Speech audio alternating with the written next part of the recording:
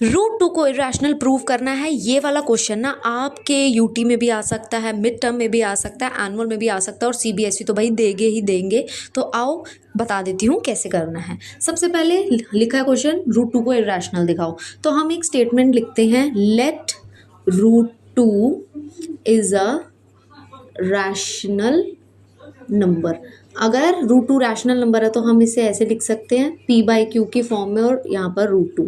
यहाँ पर हम लिखेंगे p and q have no common factor, कि इनका p और q का ना कोई कॉमन फैक्टर है ही नहीं है। ठीक है, उसके बाद हम क्या करेंगे, बोथ साइड स्क्वेयर करेंगे, स्क्वेयरिंग बोथ साइड्स।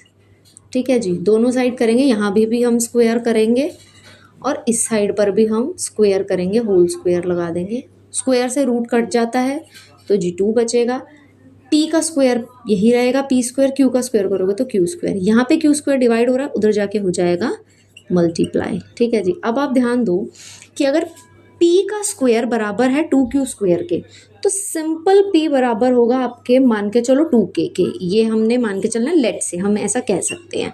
तो अब आप देखोगे जो p का नंबर इक्वल में जो है वो तो इवन आ रहा है ना। अब हम क्या करेंगे, जो p की वैल्यू आई है ना यहाँ पे, इस वाली p की वैल्यू को हम यहाँ पर सब्सटीट्यूट करेंगे।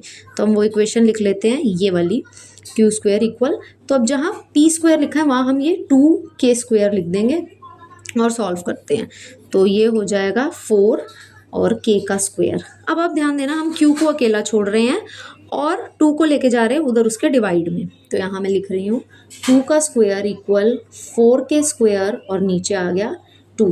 तो इसको आप जब कैंसिल करोगे तो q का स्क्वायर भी क्या आ जाएगा, 2k स्क्वायर है ना। तो अब आप कह सकते हो कि यहाँ पे जब हमने सॉल्व किया तो p का स्क्वायर, यहाँ पर भी इवन ही नंबर आ रहा था इक्वल में।